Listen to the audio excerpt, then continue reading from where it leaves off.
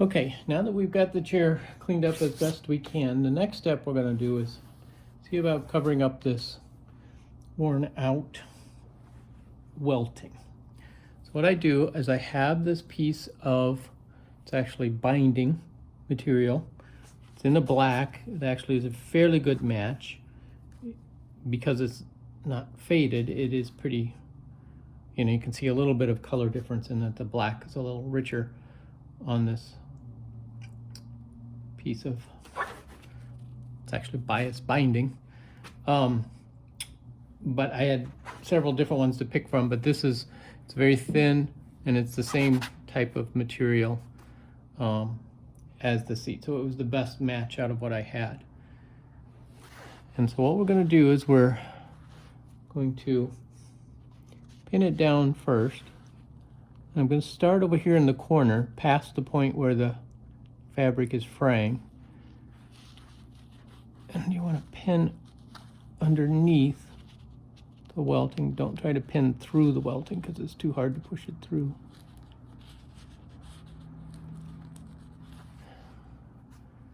And again, this is just to temporarily hold it. You could use, some little clamps as well if you want to do that. I just happen to have a whole slew of pins right here.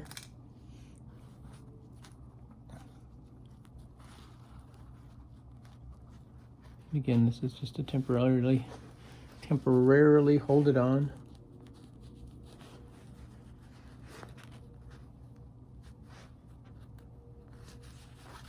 Until we can sew it down. So I'll finish pinning this and we'll be back.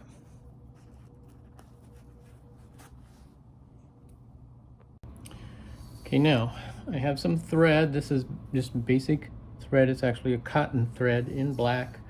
Because this doesn't get washed, we don't have to worry about shrinkage, so it's okay to use cotton thread. It'd be better to use a heavier upholstery thread, but in this case I don't have any in black, so we'll just use this. And typically you'll want to do about a length and a half or twice the length of the strip that you're going to be sewing. So in this case, I've kind of doubled it.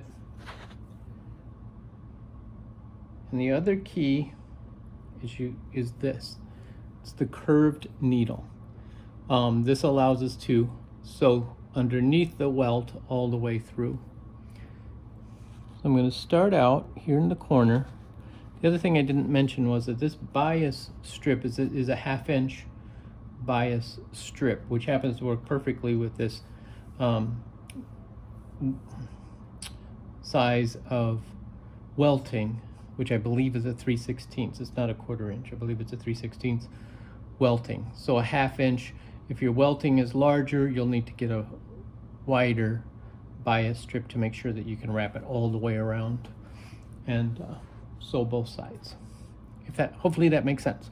So I'm going to pull my pin out,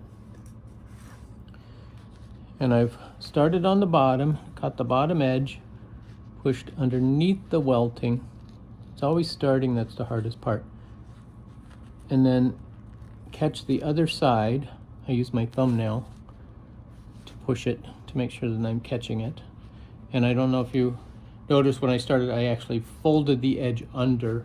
So this beginning strip is folded under, so it doesn't have a cut edge on the end.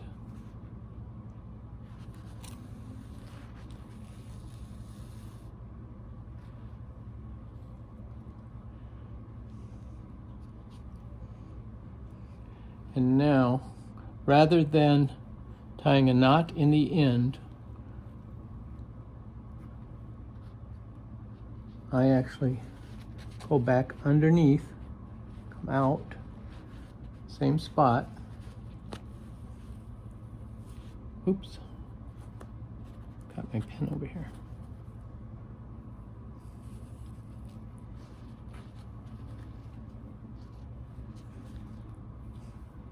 And tie it off under here.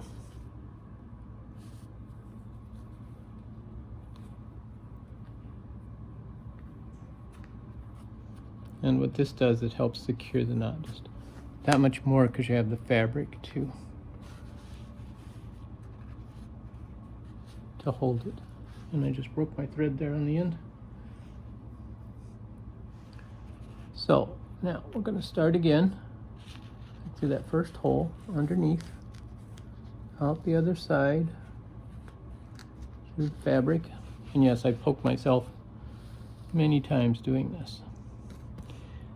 Now what we want to do is come back through. I go over about 1/4 inch, come back on the same side we just came out, and then come through on the bottom. Again, making sure you catch the bottom of the fabric.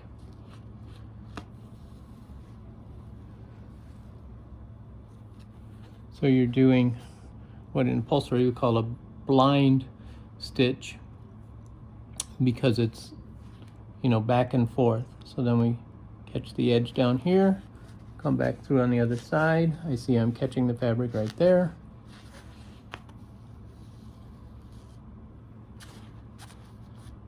Pull it through, and I've tangled up my thread.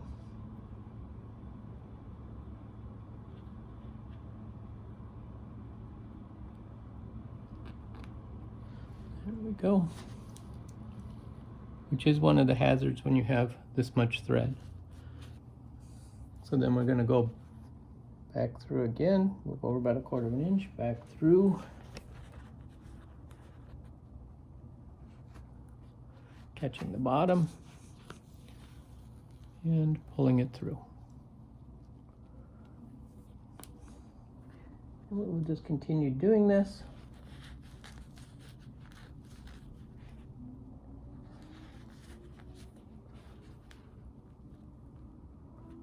All the way across the welting.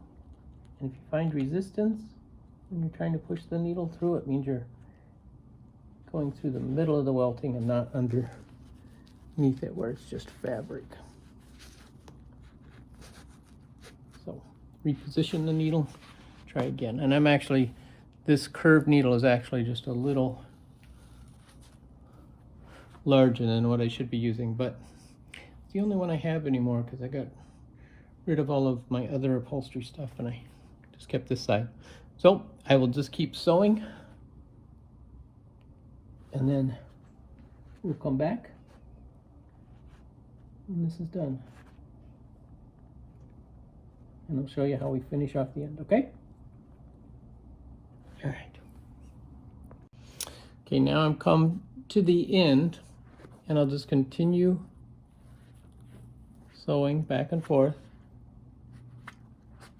underneath the welting. You want to, again, try to keep, you know, your stitches underneath where the seam is. And I've taken and I've folded over the end again, just like we did on the other side, so that we don't have a raw edge sticking out. And then it gets a little harder towards, because you don't have as much room to work. You're butting up against this, so it takes a little more patience to keep working on that. But it's the same process all the way to the end. I just poked myself.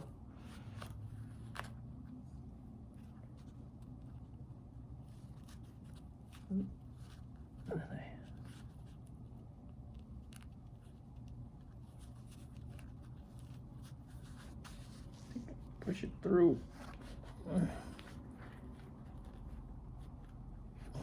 Oh, and it gets a little harder on the corners because there's a big bulk of material.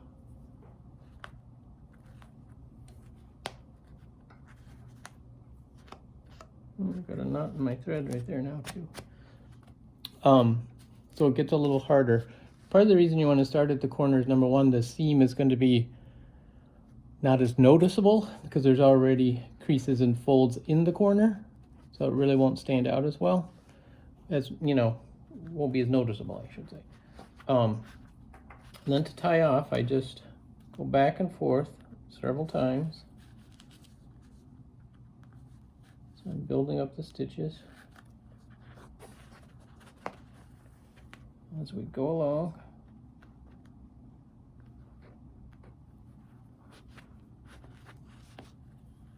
To make it nice and secure.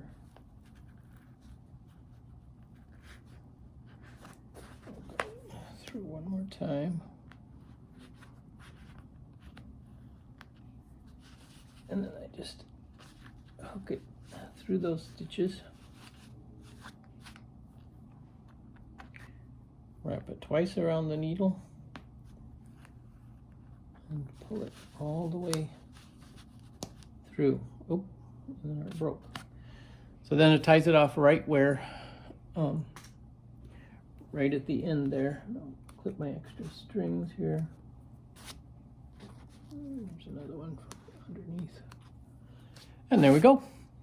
Let's take it off the camera off of there and take a look, and you can see looks much better than it did. It's not perfect and it's not a permanent fix, but it's definitely a good temporary fix to make it look, you know, much more normal. The other reason we use bias tape is because it's sealed on the edges, so it's not going to fray on you. That's the other nice thing about bias tape. So anyway, that's how you fix a welt. Thanks for watching.